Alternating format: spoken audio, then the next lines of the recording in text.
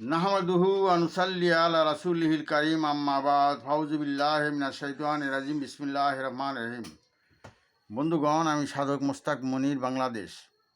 আমি আজকে আপনাদের সম্মুখে অত্যন্ত গুরুত্বপূর্ণ একটি বিষয় নিয়ে আলোচনা করব, আর তা হলো সবার উপরে মানুষ সত্য, তাহার উপরে নাই। এই বিষয়টি আপনাদের সম্মুখে একটু নতুনভাবে একটু বিশ্লেষণ করতে চাই। আর তা হলো এই যে সবার উপরে মানুষ সত্য, তাহার উপরে নাই, অর্থাৎ মানুষের উপরে কিছুই নেই।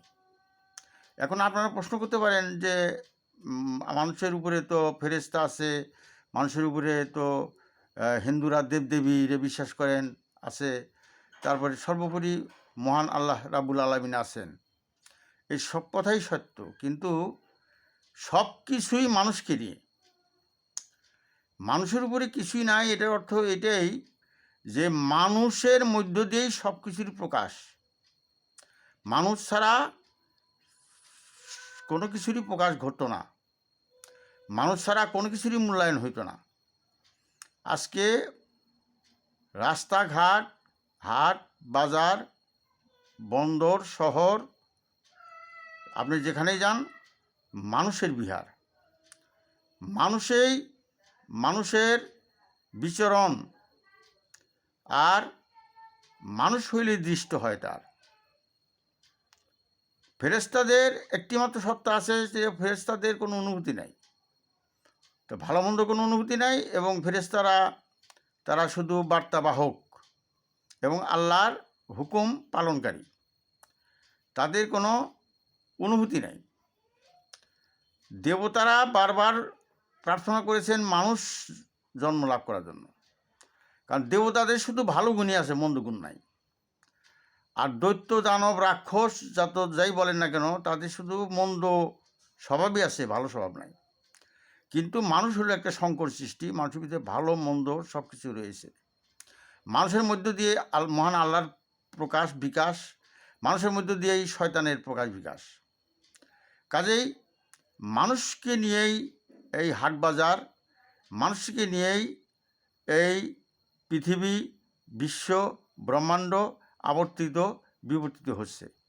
মানুষ যে শ্রেষ্ঠ, এই শ্রেষ্ঠত্বের প্রমাণ এবং শ্রেষ্ঠত্বের যে দৃষ্টান্ত, শ্রেষ্ঠত্বের যে নমুনা, এটা পৃথিবীতে যত ধর্মগ্রন্থ আসছে, সমস্ত ধর্মগ্রন্থ, সেই 2,24,000 পয়গম্বর, মতান্তরে 1,24,000 পয়গম্বর, অলিয়া উলিয়া, গৌস কুতুব, আরও অসংখ্য মহাপুরুষের আবির্ভাব হয়েছে, এবং এই সমস্ত মহাপুরুষের ভিতর দিয়ে এই সমস্ত জ্ঞান, তথ্য, দর্শন, ফিলোসফি, লজিক যা কিছু আছেন, এবং অসংখ্য সাবজেক্ট, এই সমস্ত কিছুই মানুষের মেধা মননের ভিতর দিয়েই প্রকাশিত হয়েছে। সুতরাং যদি মানুষ পৃথিবীতে না আসতো, তাহলে আল্লাহ রাব্বুল আলামিনের অস্তিত্ব থাকা না থাকার এটা কোনো ব্যাপার ছিল না, এবং থাকা না থাকা এটা আল্লাহর ব্যাপারই ছিল।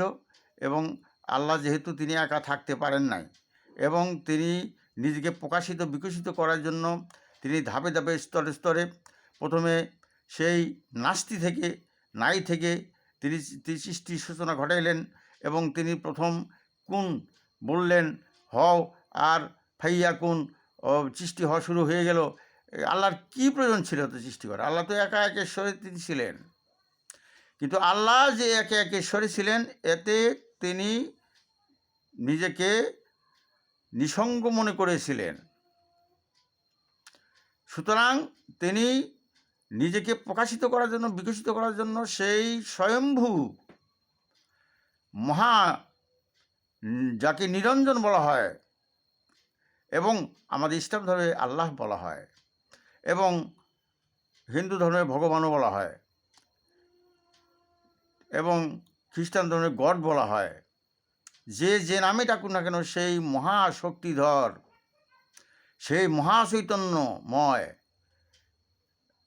সেই মহান রাব্বুল আলামিন, তিনি তার একাকিত্বকে দূর করার জন্য, তিনি নিজেকে প্রকাশিত বিকশিত করার জন্য, তার জ্ঞানের প্রকাশ এবং বিকাশ ঘটানোর জন্য, তার গুণের প্রকাশ এবং বিকাশ ঘটানোর জন্য একটিমাত্র সৃষ্টিকে বেছে নিয়েছেন, আর সেটি হলো মানুষ। তাই কবিরা বলে গেছেন যে সবার উপরে মানুষত্ব, তাহার উপরে নাই। তিনি নিরাকার হন অচিন দেশে, আকাশ ছাড়া চলে না সে। মানব আকৃতিকেই তিনি পছন্দ করেছেন এবং মানব আকৃতি সর্বাঙ্গ সুন্দর। মানব আকৃতি হলো সর্বশ্রেষ্ঠ, মানব আকৃতি হলো পরিপূর্ণ। সুতরাং সবার উপরে মানুষত্ব, তার উপরে নাই। এই কথাটি মানুষের জন্যই প্রযোজ্য। এবং কবি আরও বলে গেছেন যে কোথায় স্বর্গ কোথায় নরক, কে বলে তা বহুদূর, মানুষের মাঝেই স্বর্গ নরক, মানুষের সুরাসুর। এ কথার অনেক গভীর, অনেক নিগূঢ় তত্ত্ব নিহিত রয়েছে। সেটা হলো যে মানুষ যদি তার আত্মাকে পরিশুদ্ধ করতে পারে, দুধের মতো সাদা করতে পারে, দুগ্ধবৎ সাদা করতে পারে, যদি সে পরিচ্ছন্ন করতে পারে তার হৃদয়কে, সে যদি পরমাত্মাকে হাসিল করতে পারে এবং সে যদি পরমের স্তরে পৌঁছতে পারে, তাহলে সেই পরম দেহতে নিয়ে পরম নূরময় রুহানি দেহে তিনি লীলাময় স্তরে তিনি বিচারণ করবেন। কাজে এই জন্য মহান রাব্বুল আলামিন 18,000 মখলুকাত সৃষ্টি করার পরেও তিনি ক্ষান্ত হন নাই। 18,000 মখলুকাত সৃষ্টি করার পরেও তার পরিতৃপ্তি হন নাই।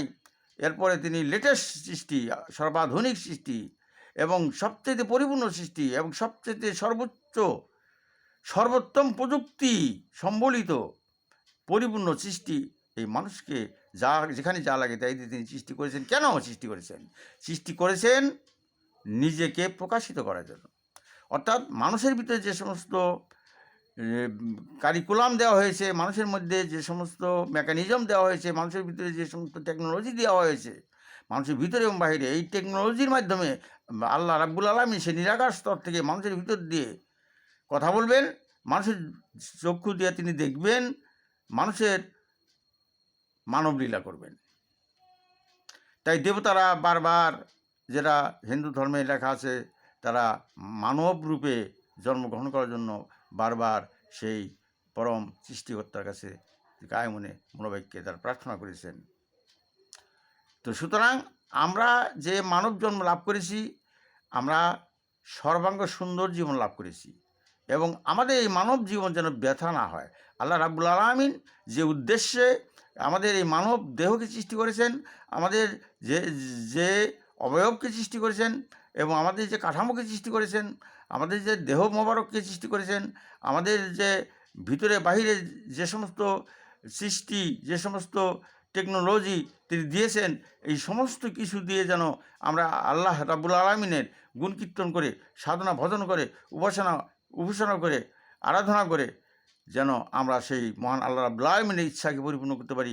আমরা যেন আমাদের চেষ্টা সাধনার মাধ্যমে সেই মহান আল্লাহ রাব্বুল আলামিনের পরমের স্তরে পৌঁছে সেই নুরানি, সেই রুহানি দেহ লাভ করে যখন আমরা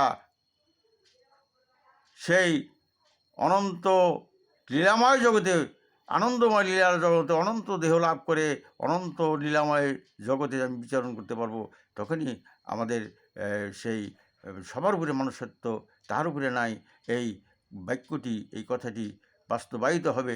ও আখেরি দেওয়ানা আনিল হামদুলিল্লাহ রাব্বুল আলামিন। আসসালামু আলাইকুম ওয়া রাহমাতুল্লাহি ওয়া বারাকাতুহু।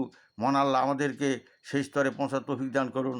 সবাই বলেন আমিন, আমিন সুম্মা আমিন। সবাইকে আমি আমন্ত্রণ জানাচ্ছি যেন আমরা আমাদের সেই চেষ্টা সাধনার মাধ্যমে আমরা সেই লীলাময় স্তরে পৌঁছতে পারি এবং পরমের স্তরে পৌঁছতে পারি, নফসে মুতমাইন্নার স্তরে পৌঁছতে পারি, পরমাত্মাকে হাসিল করে পরম জান্নাতের অধিকারী হতে পারি। সেই তৌফিক যেন আল্লাহ দান করেন। বলেন আমিন, আমিন সুম্মা আমিন। ওয়া আখিরি দাওয়ানা আলহামদুলিল্লাহি রাব্বিল আলামিন। আসসালামু আলাইকুম ওয়া রাহমাতুল্লাহি ওয়া বারাকাতুহু।